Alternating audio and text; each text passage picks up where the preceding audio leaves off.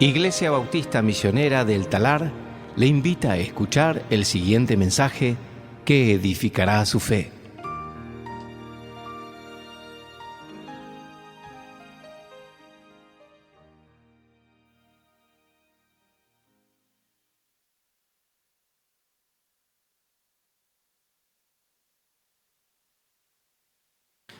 Buenos días, ¿cómo están? Les invito a abrir la palabra del Señor al libro de Ageo, el profeta Ageo. Vamos a seguir allí con la segunda parte del mensaje que comenzamos hace unos domingos atrás.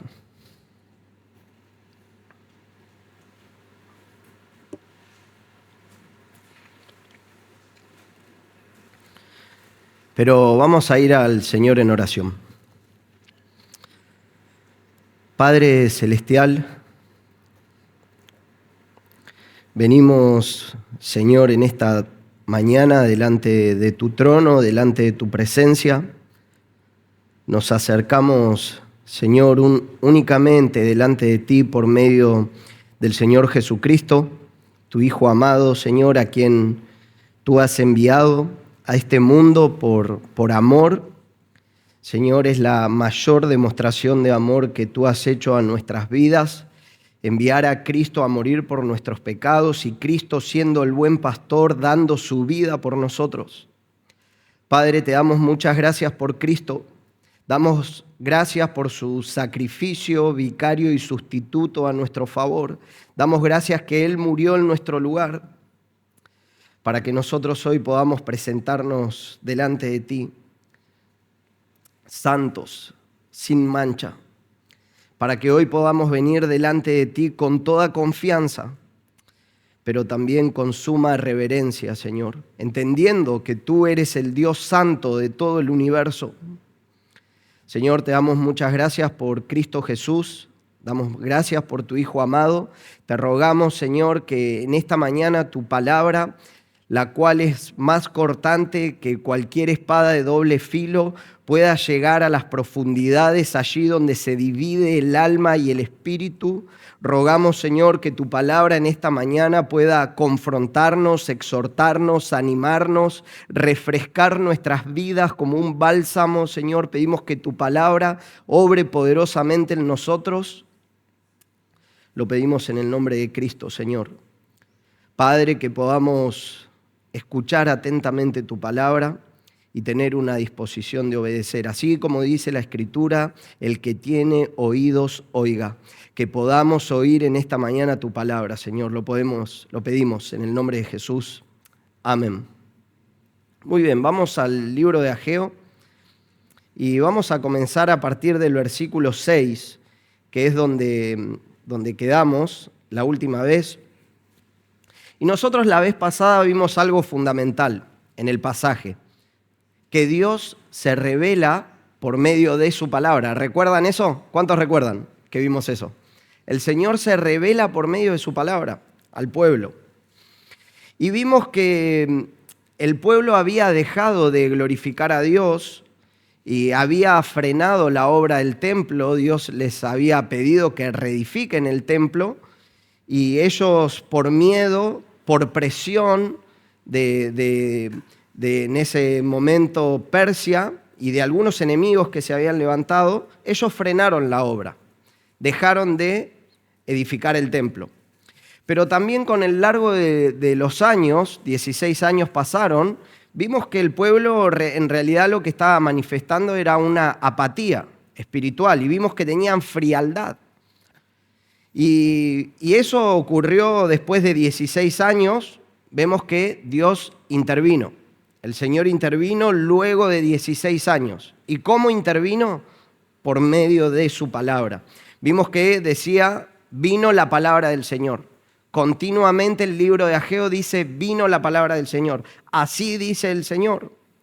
Entonces el Señor obra por medio de su palabra, no por medio de emociones. El Señor no obra por experiencias que mandó al pueblo. Él obra por medio de su palabra y Él quiere motivar al pueblo a que lo glorifique y para motivar al pueblo para que ellos puedan poner a Dios en primer lugar y que el Señor sea la prioridad de sus vidas. El Señor los va a motivar por medio de su palabra. Vimos eso y vimos que el Señor dice: consideren bien sus caminos, reflexionen sobre sus caminos, mediten, piensen, porque el problema no es que Dios no haya hablado, el problema era que el pueblo dejó de escuchar y de obedecer a Dios. Y también vimos que eso mismo puede pasarnos a nosotros, como iglesia. Podemos dejar de poner a Dios en primer lugar en nuestras vidas. Entonces vimos que Dios ya había hablado, ya había dado la orden, el pueblo sabía lo que tenía que hacer, pero no lo hizo. Y cuando el pueblo de Dios no responde a la palabra de Dios, eso siempre trae consecuencias. Y eso nos lleva al punto 2, que quiero que veamos en esta mañana, que es la condición actual del pueblo. Lo que vamos a ver en esta mañana, lo que le sucede al pueblo, no es casualidad, lo que les está pasando a ellos, es el resultado de haber dejado a Dios en segundo lugar.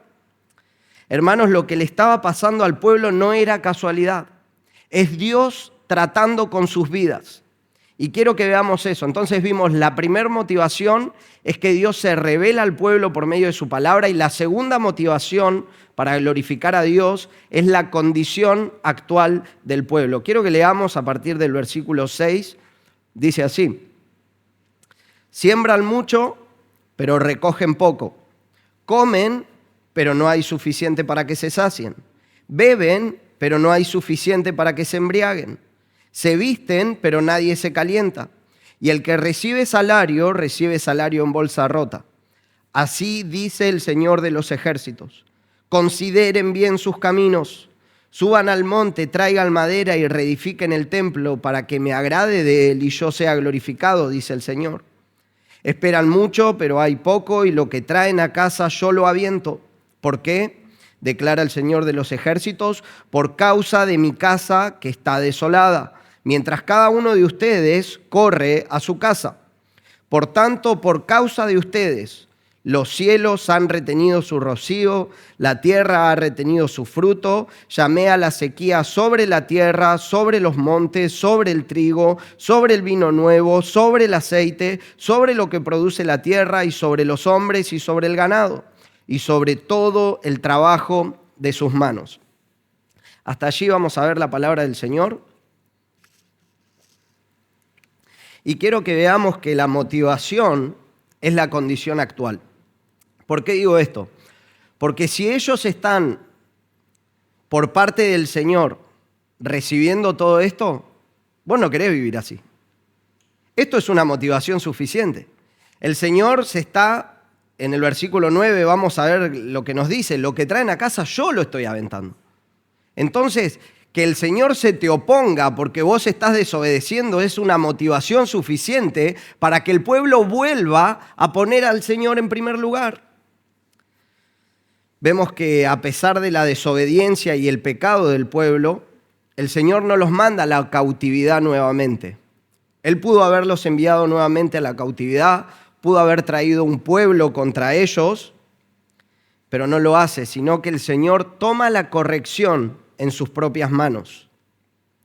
Y vemos que suceden cosas, empiezan a suceder cosas a partir del versículo 6.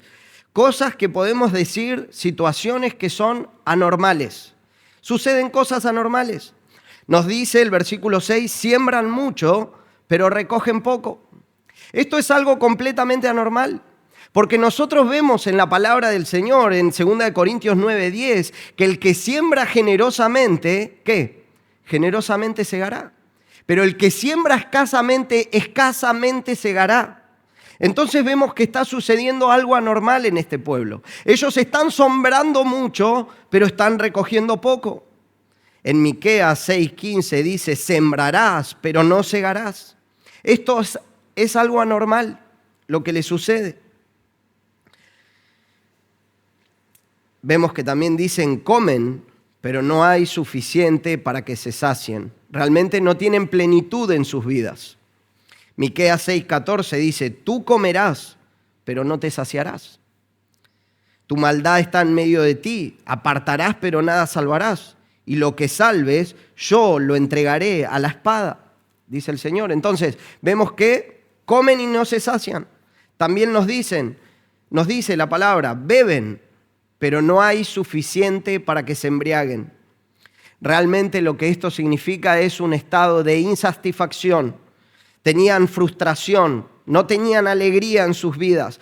Debemos entender que el vino era parte de la cultura judía en aquel tiempo, era parte de la vida cotidiana de ellos. Por ejemplo, nos dice en el Salmo 104:15, vino que alegra el corazón del hombre para que haga brillar con aceite su rostro y alimento que fortalece el corazón del hombre. Entonces ellos bebían, pero nunca llegaban a tener felicidad. Ahora nosotros sabemos, ¿no? La palabra del Señor nos dice, no se embriaguen con vino. La manera que nosotros como iglesia y como creyentes tenemos de tener alegría es por estar llenos del Espíritu Santo y vivir una vida de gozo. Pero ellos bebían y nunca llegaban a la alegría. Se visten, pero nadie se calienta. Se vestían, se abrigaban, pero seguían pasando frío. Y el que recibe el salario, lo recibe en un saco roto. El pueblo es comparado con un trabajador que se esfuerza, se fatiga, trabaja con el sudor de su frente para ganar el pan, pero todo ese salario lo recibe en una bolsa rota. Todo ese salario. Cuando llegó a su casa ya lo perdió absolutamente todo. Los ingresos estaban en fuga y no llegaban nunca a la estabilidad. Entonces, ¿qué vemos en este primer versículo? Vemos que el pueblo, podemos decir, que tiene escasez, no tiene alegría, están sin estabilidad, pasan frío, pasan hambre, y todo esto que a ellos les está sucediendo no es casualidad. Todo esto no es una eventualidad en sus vidas, no es algo accidental que a ellos les está pasando. Esto no pasa porque sí. Hay un detonante, hay una causa que está llevando a ellos a esta condición. Hermanos, es como esa persona que vive corriendo todo el tiempo, que se levanta temprano, trabaja y se esfuerza, hace todo lo que tiene que hacer, pero su vida siempre está insatisfecha. Llega a fin de mes y no le alcanza, está cansado pero no está satisfecho, tiene cosas pero no las disfruta, está ocupado pero vacío y vive diciendo, no sé qué pasa. No sé qué sucede, hago todo bien, pero algo no funciona. Así estaba el pueblo.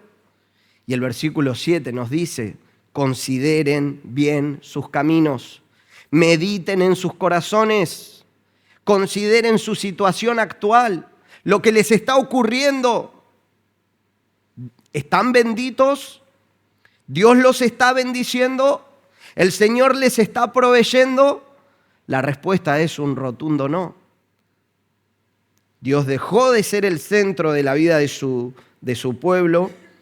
Dios dejó de ser la prioridad de su pueblo y no lo estaban glorificando.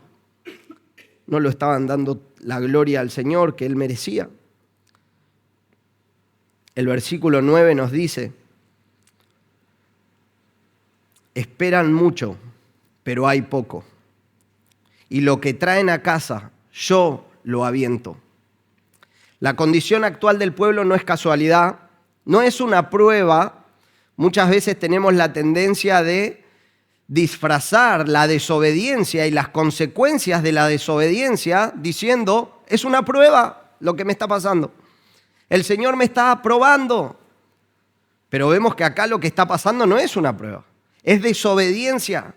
Lisa y llanamente, es oposición a glorificar a Dios. Por eso ellos estaban pasando esta condición. No es una prueba, Dios está aventando, Dios está dispersando, Dios está soplando todo lo que ellos llevan a su casa.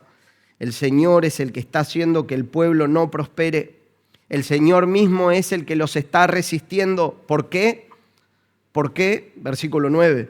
Por causa de mi casa que está desolada. La casa de Dios estaba desolada, la casa del Señor estaba abandonada. Vimos el mensaje anterior, di una ilustración de una casa abandonada. 16 años, la casa abandonada. El lugar donde se debía glorificar al Señor, donde estaba la presencia misma de Dios, donde estaba el arca que representaba la presencia de Dios acá en la tierra, el lugar donde Dios llenó de su gloria, el lugar donde se adoraba al Señor, estaba completamente abandonado. 16 años así. Esto implica que no lo estaban glorificando, que no lo estaban adorando. La casa de Dios es donde el Señor había puesto su gloria. Habían dejado la casa de Dios de lado, pero en realidad lo que estaban haciendo era que estaban dejando de lado al Dios de la casa, porque estaban dejando de lado al Señor. Así estaba el pueblo. Y nos dice el versículo 9. ¿Por qué? Por causa de mi casa que está desolada, mientras cada uno de ustedes corre a su propia casa. Mientras cada uno de ustedes corre a su propia casa, urgentemente se están ocupando de sí mismos, pero no de poner en primer lugar al Señor. La prioridad está en lugar incorrecto. Ellos están en primer lugar. Y dice, ustedes tienen casas artesonadas, y es obvio. ¿De dónde sacaron los materiales para edificar sus propias casas? Son los materiales que estaban destinados a edificar la casa de Dios. Con esos materiales que ellos debían edificar la casa de Dios, edificaron sus propias casas. Decoraron sus propias casas de esa manera. Estaban buscando su propio bien en primer lugar. Ellos estaban haciéndolo de manera urgente y Dios había dejado de ser la prioridad. Que el nombre de Dios sea glorificado ya no era importante para el pueblo. Ellos decían, primero yo, segundo yo, tercero yo. Dios no es tiempo todavía. Aún no es tiempo de que Dios sea glorificado. Yo primero. Ahora, no está mal tener la casa artesonada, ¿no? Que significa decorada. O sea, está bien, pero el problema es el corazón. El corazón no estaba incorrecto, sus corazones. ¿Por qué? ¿Qué nos dice Mateo 6:33? A ver si alguien lo sabe. Busquen primeramente, ¿qué? El reino de Dios. Primero Dios. Primeramente el reino de Dios y su justicia. ¿Y qué sucederá? Todo lo demás vendrá por añadidura, porque el Señor quiere añadirnos. El Señor quería que sus pueblos tengan casas artesonadas, pero ellos estaban poniendo primero ellos y no al Señor. Dios primero, Dios prioridad, su gloria, el Señor en primer lugar, todo lo demás va a venir por añadidura a tu vida. En Lucas 14:26, si alguien viene a mí y no aborrece a su padre y madre, a su mujer e hijos, a sus hermanos y hermanas y aún su propia vida, no puede ser mi discípulo. El Señor en primer lugar, aún antes que todo. Él en primer lugar. Él en primer lugar. La palabra del Señor también nos dice, amarás al Señor con todo tu corazón, con toda tu mente, con toda tu alma y con todas tus fuerzas. El Señor primero, el Señor primero. Y realmente este texto me hace temblar cada vez que lo leo. Apocalipsis 2 del 1 al 4. Escribe el ángel a la iglesia que está en Efeso, el que tiene 7 estrellas en su mano derecha, aquel que anda entre los 7 candelabros de oro, dice esto. Yo conozco tus obras, tu fatiga y tu perseverancia, y que no puedes soportar a los malos, y has sometido a prueba a los que dicen ser apóstoles y no lo son, y los has hallado mentirosos. Tienes perseverancia y has sufrido por mi nombre, y no has desmayado, pero tengo esto contra ti, que has dejado tu primer amor. Recuerda, por tanto, de dónde has caído y arrepiéntete, y haz las obras que hiciste al principio. Si no, vendré a ti y quitaré el candelabro de su lugar, si no te arrepientes. Vemos la iglesia de Éfeso, una iglesia que estaba trabajando, sirviendo a Dios, se perseveraba, se fatigaba, aborrecía la mala doctrina, sin embargo, habían dejado el primer amor. Dios había dejado de ser lo primero en sus vidas. Primera de Corintios 10:31, si pues coméis o bebéis o hacéis otra cosa, hacedlo todo para la gloria de Dios. Todo debe ser hecho para la gloria de Dios. Colosenses 3:17, todo lo que hagan, sea de palabra o de hecho, háganlo en el nombre del Señor Jesús, dando gracias a Dios el Padre por medio de Él. Colosenses 3:23, todo lo que hagan, háganlo de corazón, como para el Señor y no para los hombres.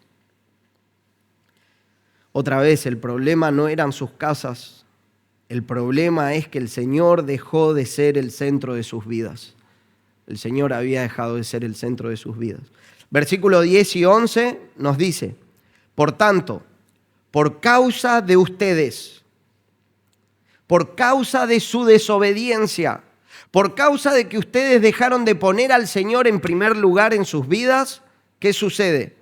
Los cielos han retenido su rocío, la tierra ha retenido su fruto, y me llama mucho la atención acá la palabra sobre. A partir del versículo 11, llamé a la sequía sobre la tierra, sobre el fruto, sobre los montes, sobre el trigo, sobre el vino nuevo, sobre el aceite, sobre lo que produce la tierra, sobre los hombres, sobre el ganado y sobre todo el trabajo de sus manos. Como el Señor había dejado de estar sobre todo en sus vidas, ahora el Señor llama a la sequía sobre todo lo que ellos hacen. Como no pusieron a Dios sobre todo, Dios llama a la sequía sobre todo. En Deuteronomio 28 habla de las bendiciones de la obediencia y las consecuencias de no obedecer a Dios. En el versículo 38 dice así, sacarás mucha semilla al campo y recogerás poco, porque la langosta lo consumirá. Capítulo 28, versículo 23, los cielos que están sobre tu cabeza serán de bronce, y la tierra que está debajo de ti de hierro. Versículo 33, el fruto de tu tierra y de todo tu trabajo comerá pueblo que no conociste, y no será sino oprimido y quebrantado todos los días. También en Levítico 26, cuando yo os quebrante el sustento del pan, cocerán 10 mujeres vuestro pan en su horno, y os devolverán vuestro pan por peso, y comeréis y no se saciarán. Y en Ageo 2:17, los herí con viento abrasador, plaga y granizo en toda obra de sus manos, pero ninguno de ustedes se volvió a mí, declara el Señor. Entonces, la condición actual del pueblo es porque Dios había dejado de ser su prioridad. No tenían el templo, no lo estaban adorando, Dios no estaba recibiendo la gloria que merece. La condición actual del pueblo debe ser una motivación para empezar a glorificar a Dios. Ellos debían arrepentirse y empezar a poner a Dios en primer lugar en sus vidas. Ahora la iglesia no es Israel, sabemos eso, ¿no? Siempre hacemos esa distinción. La iglesia y Israel no son lo mismo. Dios había prometido a Israel que si lo obedecían, tendrían bendiciones materiales. Dios los prosperaría materialmente. Pero en la iglesia no es así. Eso es el pacto mosaico. Si vos obedecés todo lo que yo estoy mandando, te voy a bendecir materialmente. Pero prosperidad en la iglesia no es señal de bendición, ni pobreza es señal de maldición. Entonces, nosotros acá obtenemos un principio fundamental, un principio elemental. No lo podemos aplicar de la misma manera a la iglesia, porque no somos Israel, pero obedecer a Dios, poner a Dios en primer lugar, siempre trae bendición a tu vida. Va a traer bendición a tu vida, inevitablemente. Ahora no pongas a Dios en primer lugar en tu vida para que Él te bendiga. Pon en primer lugar a Dios en tu vida porque Él lo dio todo por vos, porque Él es digno. Ponelo en primer lugar. Y que en esta mañana podamos considerar nuestros caminos. Consideremos nuestros caminos. ¿El Señor está en primer lugar en nuestras vidas? ¿El Señor está en primer lugar en tu vida? Debemos saber que el Señor es un Dios celoso. Él quiere el primer lugar. Él no quiere competencias. Y cualquier cosa que vos puedas poner al lado de Dios es un ídolo. El Señor quiere ser el centro de tu vida. Dios debe ser el centro de tu vida y Él no quiere competencias. Y si no es así, déjame decirte algo. Si estás en Cristo, Dios te ama y Dios al que ama disciplina. Y de la misma manera que Él disciplinó de esta manera al pueblo, Él puede tener muchas maneras de enseñarnos a que lo pongamos en primer lugar. Nuevamente te pregunto, ¿es el Señor el centro de tu vida y tiene el primer lugar? No tu trabajo, no tus estudios, no tu carrera, no tus hijos, no tu esposo, no tu esposa, no Boca, no River. ¿Es el Señor el centro de tu vida?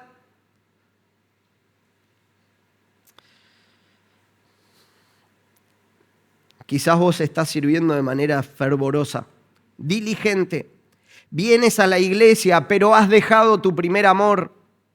Estás sirviendo a Dios, pero has dejado de lado al Dios que sirves. El Señor quiere el centro, quiere ser el centro de nuestras vidas. Que podamos recibir la exhortación de Pablo. Examínense a ustedes mismos.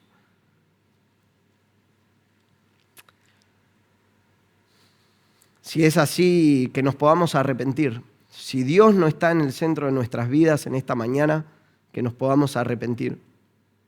Y déjame decirte algo, yo primero, porque si soy honesto, muchas veces no estoy amando al Señor con todo mi corazón, con toda mi mente, con toda mi alma y con todas mis fuerzas.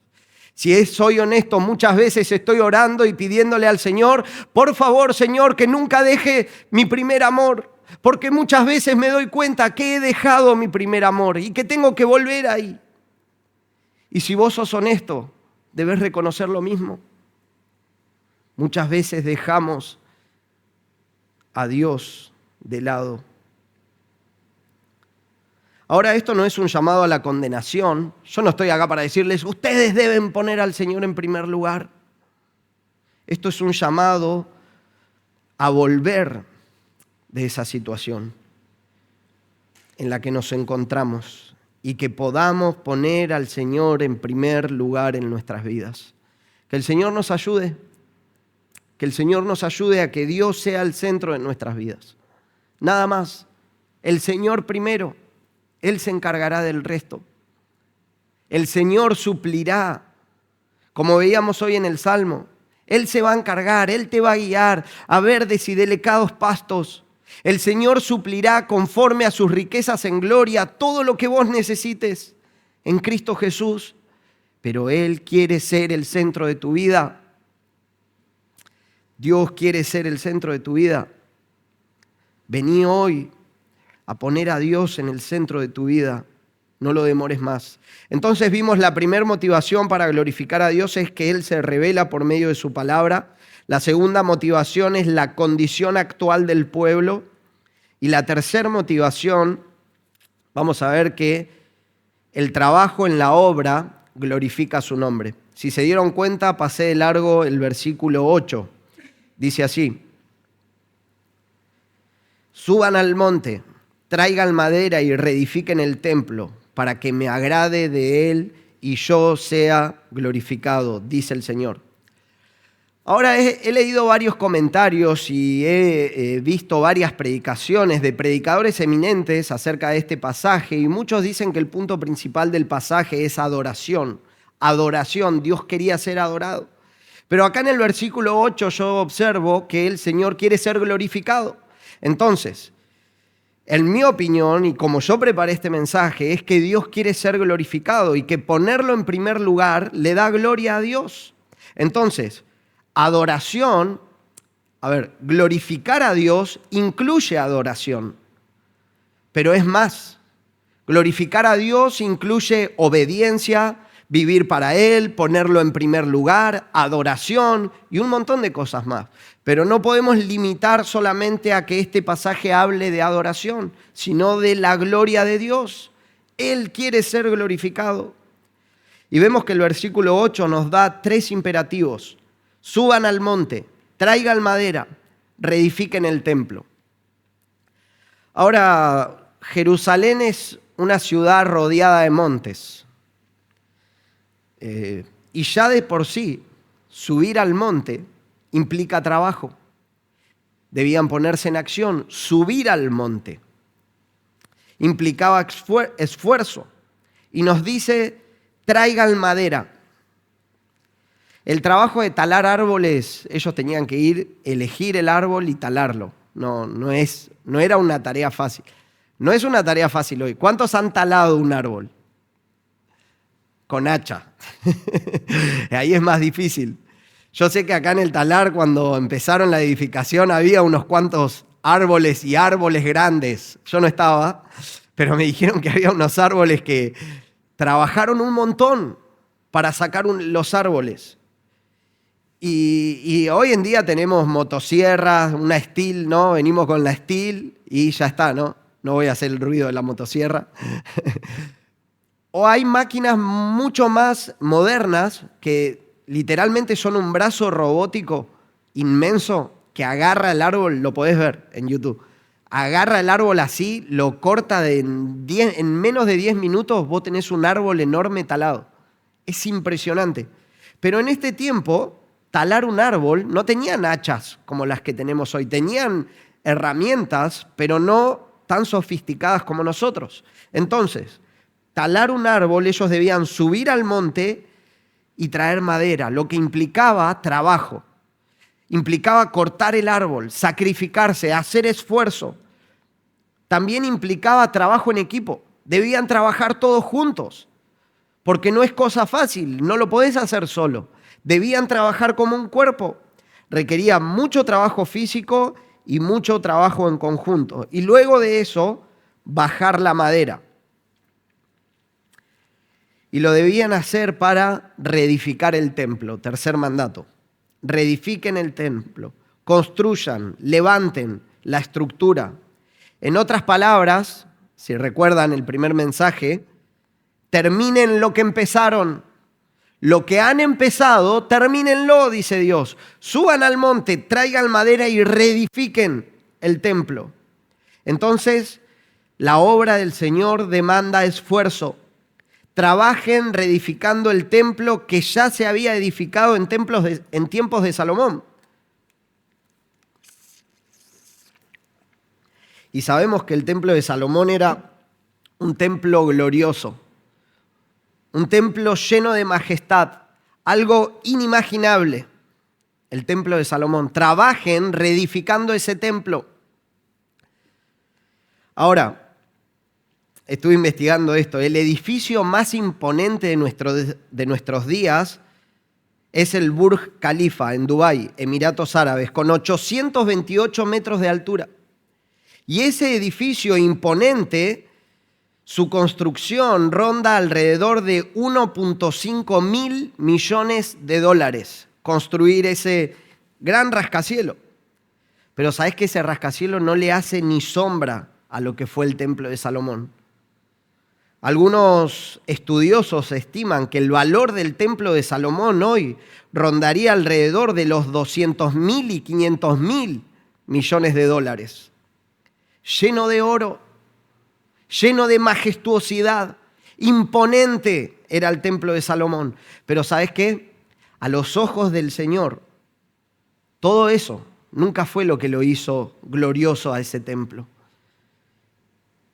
El templo de Salomón era un templo glorioso porque la presencia de Dios estaba en ese lugar. Eso era lo que lo hacía glorioso a ese templo. ¡Qué maravilla! La presencia de Dios con los hombres. Es lo que hacía glorioso al templo del Señor, la gloria, Shekinah, la presencia del Dios infinito, habitando con nosotros, habitando con su pueblo. ¡Qué maravilla! Y Dios les dice, reedifiquen ese templo, háganlo con madera, no me importa los materiales que usen. Y nos dice el versículo 8, para que yo me agrade de él. Dios se agradaría con eso. Aunque sea madera, el Señor se iba a agradar. Porque lo importante, hermanos, no es el material que se usa. Lo importante es la obediencia. Lo importante es poner a Dios en primer lugar, glorificarlo. Y nos dice, termina el versículo 8, para que yo sea glorificado. Dios quiere ser glorificado. Parte del desánimo de los judíos justamente era eso, que estaban construyendo un templito para Dios. Capítulo 2, versículo 3 dice así, ¿quién ha quedado entre ustedes que haya visto este templo en su gloria primera? ¿Cómo lo ven ahora, tal como está? ¿No es como nada ante sus ojos? La construcción que ellos estaban haciendo comparado con el primer templo era como nada. Pero que Dios recibiera gloria no dependía de la infraestructura del lugar, sino de que su pueblo lo honre, lo obedezca y que cada uno de ellos viva para la gloria de Dios, porque para eso fueron creados, para la gloria de Dios. Isaías 43:7, a todo el que he llamado por mi nombre, a quien he creado para mi gloria. Si vos estás en Cristo, fuiste creado para glorificar a Dios. La confesión de fe de Westminster dice lo siguiente, el fin principal del hombre es glorificar a Dios y gozar de Él para siempre. Ese es el fin principal del hombre. Malaquías 1:7, el hijo honra a su padre y el siervo a su señor. Pues si yo soy su padre, ¿dónde está mi honor? Si yo soy su señor, ¿dónde está mi temor? Dice el Señor de los ejércitos. Entonces, el Señor quiere ser honrado, quiere ser temido, el Señor quiere ser glorificado. La gloria de Dios no se ve en lo que construimos, sino en cuánto estamos dispuestos a obedecerle. ¿Cuánto estamos dispuestos a obedecerle? Ahora, como aplicación, empezar a obedecer al Señor ya, urgentemente, sin vacilar, sin excusas, basta de excusas. Obedecer al Señor y ponerlo en primer lugar, todos nosotros, poner al Señor en primer lugar. El versículo 12 nos dice, entonces Zorobabel, hijo de Salatiel, el sumo sacerdote Josué, hijo de Josadac, y todo el remanente del pueblo obedecieron la voz del Señor. Todo el pueblo obedeció al Señor. Que nosotros podamos con prontitud empezar a poner a Dios también en primer lugar y obedecerlo. Obediencia a Dios glorifica a Dios, no los recursos. Porque también acá en Ageo nos dice, Ageo 2:8, mía es la plata, dijo el Señor, mío es el oro. Todo le pertenece a Dios. Los recursos no glorifican a Dios, la obediencia glorifica a Dios. Ahora nosotros también somos llamados a trabajar en la obra, también para glorificar a Dios, servirlo. Pero la obra hoy es un poco diferente. ¿Por qué? Porque hoy nosotros no somos llamados a edificar un templo. El pueblo de Israel fue llamado a reedificar el templo, pero nosotros no tenemos que reedificar un templo. ¿Por qué? Hechos 17:24 dice así, el Dios que hizo el mundo y todo lo que en él hay, puesto que es Señor del cielo y de la tierra, no mora en templos hechos por manos de hombres. Hoy nosotros no podemos edificar un templo porque Dios no mora en un templo hoy. Jesús dijo, ni en este monte se me adorará, ni en aquel monte, sino que los verdaderos adoradores adorarán al Padre en espíritu y en verdad. Nosotros muchas veces llamamos mal a la iglesia, al edificio. Al templo lo llamamos iglesia, pero la iglesia no es el templo. En el Nuevo Testamento, la iglesia son todos aquellos que han puesto su fe en Cristo, que han nacido de nuevo, que son nuevas criaturas. Todos ellos son la iglesia, componen la iglesia, no el edificio en sí. Entonces nosotros hoy en día somos llamados a edificar un templo, pero no un templo físico, sino un templo espiritual, que es la iglesia del Dios vivo, columna y baluarte de la verdad. Ese es el templo que vos y yo debemos edificar. Primera de Corintios 3:16 dice, ¿no saben que ustedes son el templo de Dios y que el Espíritu de Dios habita en ustedes? Si alguien destruye al templo de Dios, Dios lo destruirá a él, porque el templo de Dios es santo y eso es lo que ustedes son. El templo de Dios somos nosotros, cada creyente. Y no se trata de edificar un templo físico, sino uno espiritual que está compuesto por cada persona que ha creído en Cristo. Efesios 2:20, están edificados sobre el fundamento de los apóstoles y profetas, siendo Cristo mismo la piedra angular. Es un edificio que está fundamentado sobre Cristo. Primera de Pedro 2:4-5, y viniendo a Él como una piedra viva, desechada por los hombres, pero escogida y preciosa delante de Dios, también ustedes, como piedras vivas, sean edificados como casa espiritual para un sacerdocio santo, para ofrecer sacrificios espirituales aceptables a Dios por medio de Jesucristo. Entonces nosotros hoy en día somos llamados también a trabajar arduamente. La obra de Dios requiere esfuerzo, sacrificio, como le llevó a los judíos, pero ahora nos llama el Señor a edificar la iglesia, a edificar su iglesia. Ahora, ¿cómo lo hacemos? ¿Cómo edificamos la iglesia hoy en día nosotros?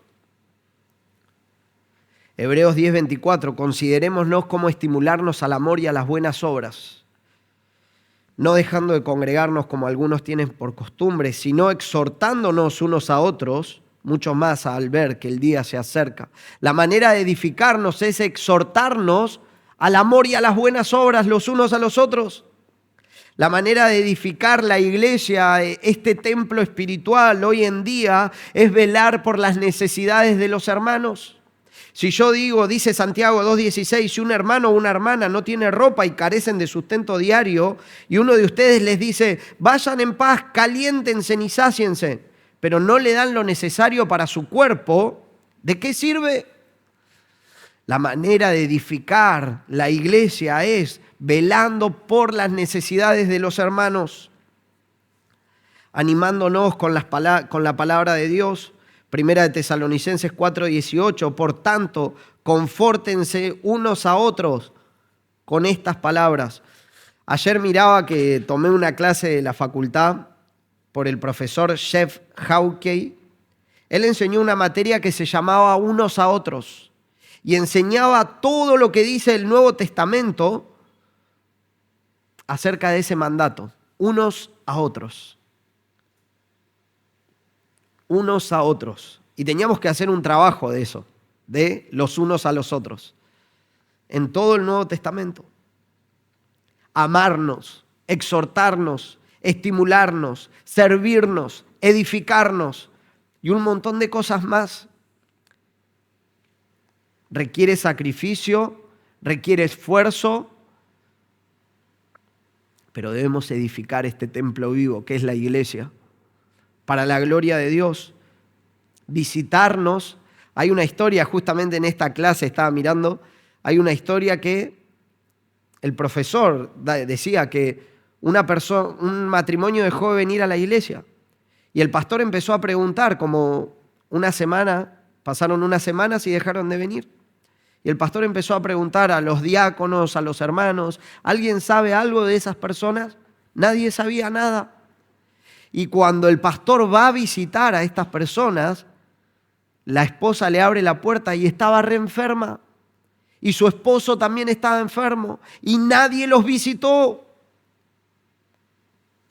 Nadie ni siquiera los llamó, nadie sabía nada de ellos. La manera de edificar la iglesia hoy en día es preocuparme por mi hermano que tengo a mi lado, porque el Señor dijo, amarás al Señor tu Dios en primer lugar, pero luego amarás a tu prójimo. Preocuparnos los unos por los otros, ocuparnos. También el Señor dio pastores y maestros para capacitar a los santos para la obra del ministerio, para la edificación del cuerpo de Cristo. ¿Y saben qué? Todo esto glorifica a Dios, porque la palabra de Dios dice, toda la gloria sea Cristo Jesús en la iglesia, por los siglos de los siglos. Cuando trabajamos, nos esforzamos por edificar este templo espiritual, que sos vos y que soy yo, que lo componemos todos nosotros, eso glorifica a Dios. Entonces, hermanos, hemos visto 3 motivaciones para empezar a glorificar a Dios. La revelación de Dios por medio de su palabra, la condición actual del pueblo y que el trabajo en la obra glorifica su nombre. Que estas 3 motivaciones nos sirvan para seguir adelante, trabajando, edificando el templo de Dios, que es la iglesia, sabiendo que nuestro trabajo en el Señor no es en vano y que no abandonemos, como mencionábamos en ese primer mensaje, ¿no? De los que dicen que no van a comer harinas y caen, ¿no? Que no seamos como el que se anota al gimnasio y lo abandona, que perseveremos en glorificar a Dios hasta el final de nuestras vidas, que demos la gloria a Dios todos los días de nuestras vidas. Todo para la gloria de Dios. ¿Y saben qué? El mayor ejemplo de todo esto es el Señor Jesucristo. Él es nuestro mayor ejemplo, porque Jesús en la cruz dijo, consumado es. Dios envió a su Hijo Cristo a hacer una obra y Cristo terminó esa obra que empezó. Él es nuestro mayor ejemplo. Y quisiera decirte en esta mañana que Jesús vino a este mundo y desde la cruz Él dijo, consumado es, y entregó su vida. ¿Y sabes por qué lo hizo? Por tus pecados y por mis pecados. Porque la paga del pecado es la muerte. Alguien debía morir por todos tus pecados y Cristo fue el que murió por tus pecados para que no vayas al infierno por toda la eternidad, sino que tengas vida eterna en Cristo Jesús. Déjame preguntarte algo. ¿Has creído en Cristo? ¿Has puesto tu fe en el Salvador? Si aún no lo has hecho, poné tu fe en Cristo en esta mañana y que puedas empezar a glorificar a Dios por medio de ponerlo en primer lugar en tu vida desde ahora y para siempre. Amén. Padre, te damos gracias por tu palabra, gracias por la exhortación de las Escrituras. Gracias, Señor, porque tú te has revelado, Señor, a nosotros por medio de tu palabra. Te damos gracias por eso, Señor. Pedimos que tú nos ayudes, Padre, por favor, a ponerte en primer lugar en nuestras vidas. Ayúdanos, Señor, a que tú seas el centro de nuestras vidas siempre. Padre, y te ruego que si hay alguien aquí que aún no ha puesto su fe en Cristo, pedimos que por favor tú estés obrando, estés concediendo arrepentimiento para vida, estés abriendo su corazón, Señor, de la misma manera que abriste el corazón de Lidia, para que pueda creer en ti, Señor, que pueda creer en el Evangelio, el cual es el poder de Dios para salvación, Señor. Padre, pedimos todas estas cosas en el nombre de Cristo. Amén.